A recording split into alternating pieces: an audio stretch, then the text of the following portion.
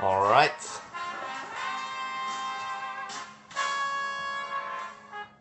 Some music from my uncle there, Jens Wendelboe, just to avoid the copyright issues. I don't think he's gonna sue me. So, doing a short episode on Hacienda La Esmeralda, or Hacienda La Esmeralda, which a lot of you probably know. It's a very famous coffee that is from Panama. Hacienda La Esmeralda is the farm name, actually. I've never been there myself, so I'm very actually eager to go there just to see how they operate. And I've had this coffee for many years now, and every time I drink it, it amazes me how good it is. So let's do the short story on it. A lot of you don't know why this coffee is so famous, and it's mainly because of the variety that they grow there. Of course, they grow different varieties, I know. Catuais, Caturras, I know they have some Pacamara now. But the one that is the most famous is, of course, the Geisha variety, or Gesha among the cool kids. Gesha being a sort of a name that's originating from Ethiopia. There's several towns called Gesha there, and then with the Spanish-speaking countries, it probably became Geisha at some point. I've seen different types of Geisha in different research stations. So there's a research station in Kenya, for instance, and I think they have like 3 or 4 different geishas where it says like geisha number 500 and something, geisha number blah blah blah. So I'm not sure what kind of geisha is actually grown at Hacienda La Esmeralda, but it's for sure one that tastes really, really good. I can highly recommend, if you want to learn more about the history of Hacienda La Esmeralda, go to the Coffee Awesome podcast. And the very first podcast that they did is interview with Rachel Peterson, which is the daughter of the owner of this farm, who is in charge of marketing and so on. There's some very interesting information there on how it all started. The farm was bought in 1968, and the father planted different varieties, and the reason why they sort of selected this Geisha variety was because it seemed to have a little bit of resistance towards leaf rust. I know that it's not completely resistant, but it has a higher tolerance to leaf rust than a lot of other varieties such as Bourbon and Catuai and so on. And then the son of the farm decided to separate these varieties, I think it was early 2000s, and discovered that, this Geisha variety that they had at certain altitudes tasted remarkably different than other coffees. So after coming last in the Best of Panama auction a couple of times, or Best of Panama competition, they decided to submit the Geisha coffee, and I think that was in 2005 from memory. Because I remember when I was in Seattle during the WBC and the SCAA event, there was, rumors going around that, have you tasted this Geisha coffee? It's so good. And I remember John Sanders, who had a roastery in Seattle at that time, served it. To me, to be honest, it was quite roasty, so I didn't really get the sort of hype of it. But after tasting it the year after, when they won the auction for the second time, my mind was just totally blown away. So I've bought this coffee several times on the auction. The price varies anything from $20 a pound, and now it was $40 a pound, which was a little cheaper than last year in terms of dollars per pound, but because of the dollar exchange rate and the weak kroner, it's actually a lot more expensive for us in Norway this year than it was last year.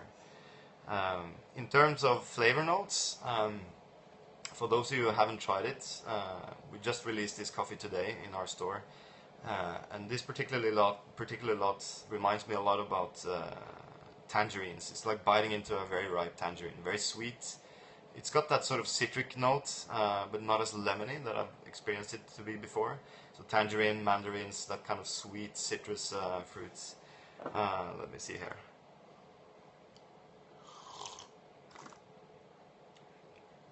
Obviously coffee flowers as well. It tastes a lot like this kind of orange blossom, coffee flower, lemon and jasmine and so on. And notice I'm drinking from a new cup that I've developed with Figio.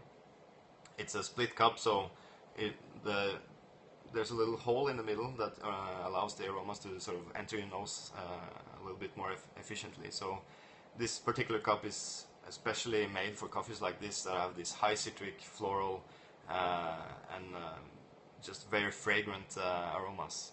We have other cups that are more suitable for, you know, Brazilian coffees and so on. But let's get back to the Esmeralda. When I cup this this year, what they do now is they send out samples, so you have to sign up to get samples. And I think a set of samples is about $250. And then Rachel will send us samples via FedEx or something.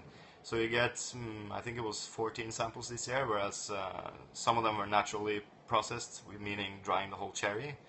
I'm not so interested in those coffees because I think the pulpy or fermenty flavor just disturbs the sort of floral notes of these coffees. So I'm more interested in the washed ones. So I actually haven't roasted the naturals yet. I'll probably do it later, just to taste it for fun. So we get samples and we roast the samples, and I evaluate the green coffee as it is. You know, I use a black light. I see if there's any, you know, noticeable defects, which obviously isn't the case in this particular coffee.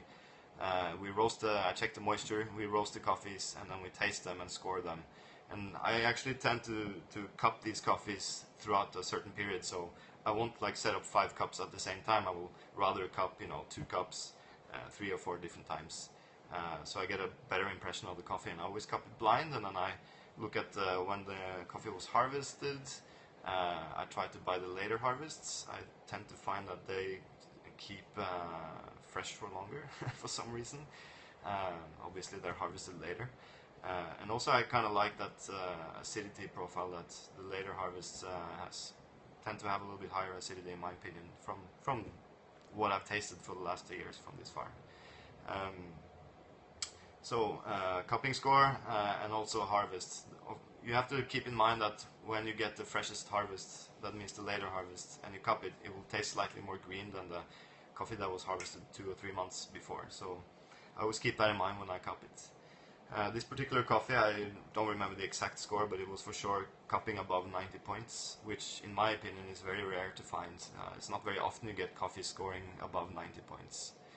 I've scored a Geisha from Panama, from Esmeralda, 100 points once. And that was the best of Panama, I think, in 2006 or 7. We had just been cupping all day, all these lots, and you know, nothing really stood out, and all of a sudden this coffee comes on the table, and it's just, I really couldn't say anything negative about it. It was just super sweet, very transparent, very bright acidity, beautifully aromas, and yeah, it's just amazing. So there's a reason why this is considered by many the best coffee in the world. The altitude is right, climate, the variety. Of course, it's hard to get. It's sold in the auction, and the lots are 150 kilos. We bought 1 lot this year. So it's kind of hard to get, and of course you get it hyped. But I will say that I think it's definitely worth the money, because it's one of those coffees that you can give to a customer and they will just say like, wow, this was very different. I'd rather spend my bucks on a coffee that is well processed, that has a good flavor from the variety, than for instance the Kopi Luwak, which basically is shit. You're drinking coffee that went through a civet's digestive system, and I'm sure we've all heard about that. It's supposed to be the best coffee in the world. I can assure you it's not. Making great coffee takes a lot of skill and a lot of care, and they definitely do that on Hacienda La Esmeralda. Although I haven't been there, I can clearly taste it in the cup. It's very, very clean coffee. You can see it on the green beans, very uniform, and also the variety gives you this really intense flavor. So make sure you, if you ever get the opportunity to taste Esmeralda, make sure you do it. But also consider that different roasters have different preference of how they roast it. So some people tend to like the more sort of buttery aromatics that you get from a slightly darker roast on this coffee. I tend to prefer the more citric and bright aromas and acidity and the flavors. So we roast it actually very light. It's actually the lightest coffee we have. It's a little hard to roast actually because the beans are sort of pointy and oblong, so they're more narrow in the tip of the end of the coffee than in the middle, so it's hard to sort of develop the beans evenly. So we actually go for quite a quick roast on this. I think it's about 10 minutes on a 12 kilo batch on our 15 kilo Pro Bat roaster. So that's pretty much full on, and we let it develop. Actually, it starts to crack. You know, it's not very loud when it cracks, so we have about 1 minute and 10 seconds development time on this one, which is a little bit longer than our other coffees, but still it's lighter, so we measure the color afterwards, and in its color track 48 was this the first lot we did, and normally our coffees are between color track 50 and 51 or something like that, so it's a little bit lighter. You'll when you taste it immediately, you'll get this sort of people get wowed by the sort of aromatics because it's so fragrant, and you get this as I said, tangerine and jasmine kind of flavors. But I really love to just evaluate also the balance of this coffee, because the mouthfeel is just so transparent and smooth and clean, and it's really, really sweet, and the acidity, although it's very present and very high, it's very well balanced because of the sweetness. So without further ado, I highly recommend the Coffee Awesome podcast with Rachel Peterson. I think it's coffeeawesome.com or coffeeawesome.net. It's also on iTunes. You should definitely check that out, and if you want to learn more about this coffee. Otherwise, please enjoy, and that's it for now. Thank you. Let's see if this works.